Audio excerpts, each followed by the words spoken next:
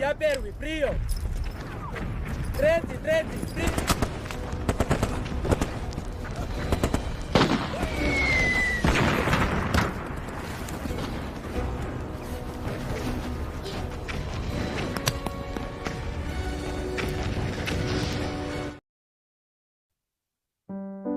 Assalamualaikum guys. Oke, kali ini Mimin akan bahas alur film The Soldier tahun 2019.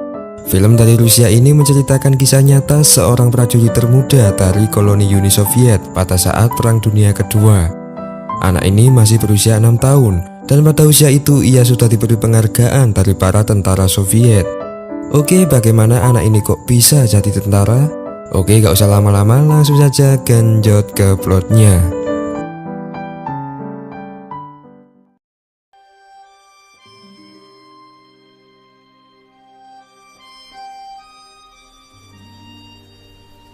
Oke, dikutip dari kisah nyata, film ini menampilkan seorang anak berusia 6 tahun yang bernama Sergei.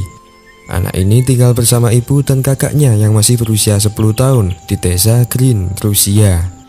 Sebelumnya, Sergei telah melewati masa-masa mencekam, di mana pada masa itu adalah puncak-puncaknya dari Perang Dunia Kedua. Ayahnya telah gugur, sedangkan kakaknya telah tewas digantung oleh para tentara Nazi dari Jerman. Setelah musim panas 1942, pasukan Jerman tiba-tiba kembali dan mulai membantai para penduduk desa. Peristiwa itu membuat ibu Sergei panik dan mulai menyuruh anaknya itu untuk segera pergi. Namun naas, ibu Sergei saat itu tewas ditembak oleh tentara Nazi. Bersamaan dengan itu, peristiwa besar terjadi, di mana pada saat itu juga telah terjadi pertempuran antara Jerman dan Rusia yang terkenal sebagai Perang Stalingrad. Karena ketakutan, Sergei pun lari menjauh dari desa. Sergei pun lari sendirian menuju tengah hutan. Ia tak tahu tujuannya, yang ia pikirkan hanyalah ibunya. Ia pun ketakutan dan berjalan semakin jauh ke tengah hutan.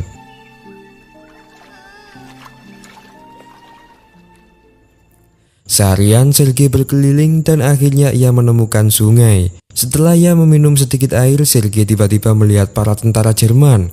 Melihat itu, Sergei pun ketakutan dan bergegas untuk bersembunyi. Di balik pohon, Sergei melihat dan mendengar sedikit rencana mereka. Saat itu ia juga kelaparan dan berharap para tentara itu akan menyisakan makanannya. Untungnya setelah beberapa saat, para tentara Jerman itu akhirnya pergi. Tampaknya para tentara itu sedang terburu-buru sehingga mereka menyisakan banyak makanan. Selama seminggu ia mengembara sendirian di dalam hutan. Sergei terus berjalan searah dan meninggalkan tanda di dasar tanah. Di sana ia memakan buah-buahan dan meminum air dari tetesan embun dedaunan. Suatu ketika tiba-tiba rudal terjatuh di belakangnya. Hal itu membuatnya tersungkur dan hampir membuatnya pingsan. Namun dalam kondisi seperti itu Sergei masih bisa berjalan.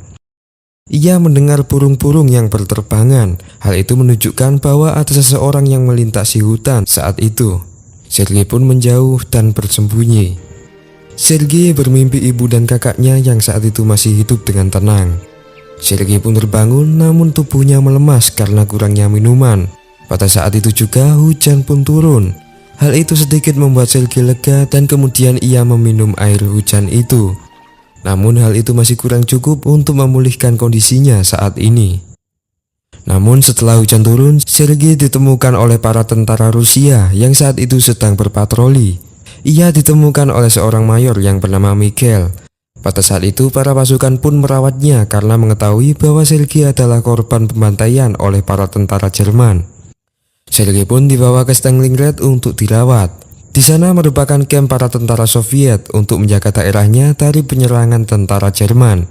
Sergei dirawat oleh wanita cantik yang bernama Nina. Di sana Nina juga bersedia untuk menjadi ibu baru dari Sergei. Sergei pun melihat para tentara yang terluka, bahkan gugur. Hal itu membuat Sergei terobsesi untuk membantu mereka. Nina pun mengingatkan Sergei untuk menjadi anak yang tangguh dalam menghadapi semua masalah. Di sana ia juga sering dijenguk oleh Mayor Mikhail. Sergei pun lebih cepat akrab dengan Mikhail karena di sepanjang hidupnya ia tak pernah merasakan kasih sayang seorang ayah. Sergei pun menceritakan semua peristiwa yang ia lihat, mulai dari para tetangganya yang dibantai Nazi hingga kakak dan ibunya yang telah tewas dibantai.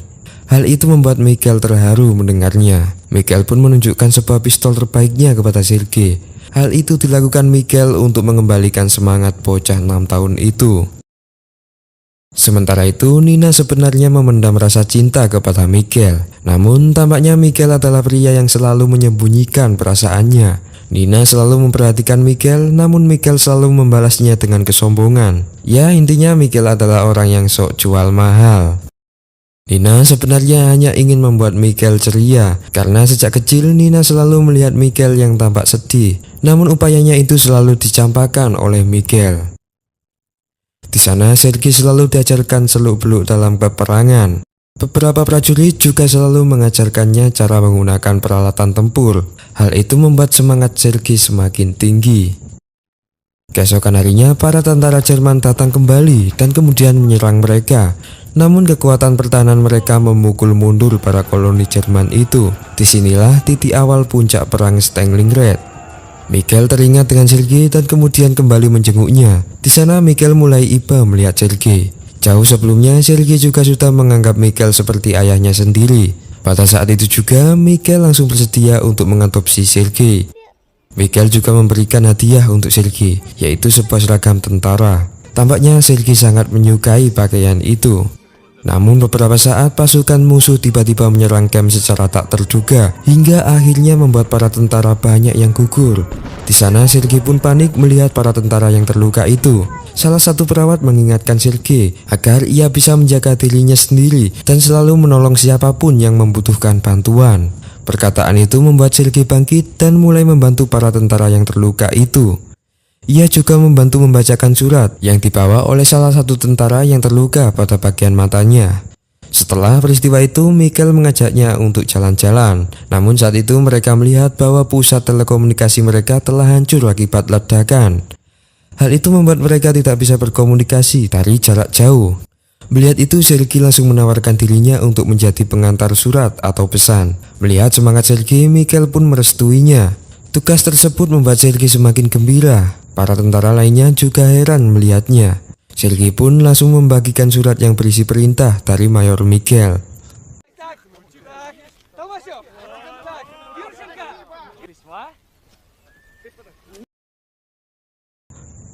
Pada suatu saat ia berkeliling sendirian di dekat camp. Sergei menggunakan teropongnya dan ia terkejut karena melihat para tentara Jerman yang menyusup. Sergei melihat bahwa para tentara Jerman telah memantau mereka di balik tumpukan jerami. Ia pun langsung melaporkannya kepada prajurit saat itu. Awalnya para prajurit menganggapnya sebagai lelucon sehingga mereka hanya membawa sedikit prajurit ke sana. Namun ternyata ucapan Sergei itu benar.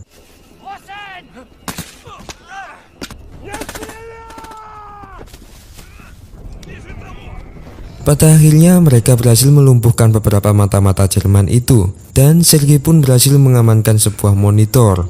Kejadian itu membuat Sergei diapresiasi oleh Michael dan juga tentara-tentara lainnya.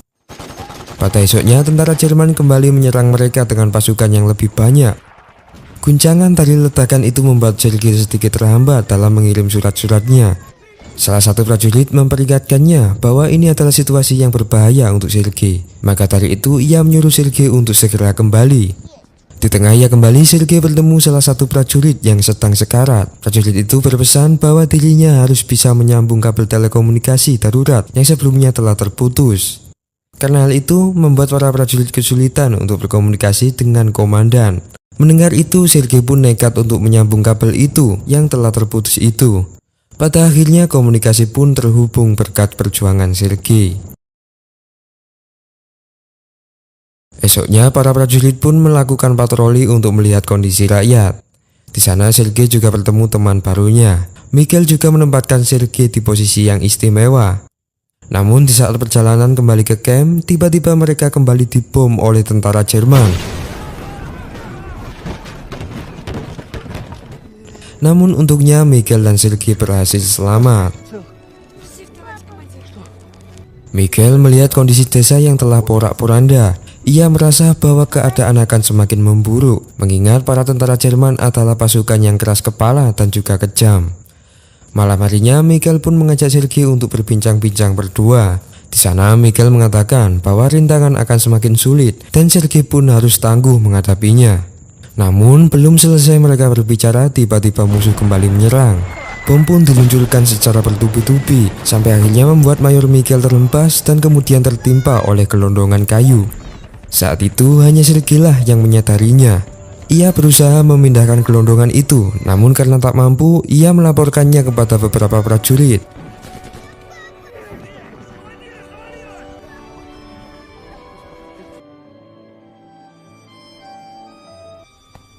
Singkat cerita, para prajurit berhasil menahan serangan dan Mayor Miguel pun berhasil diselamatkan.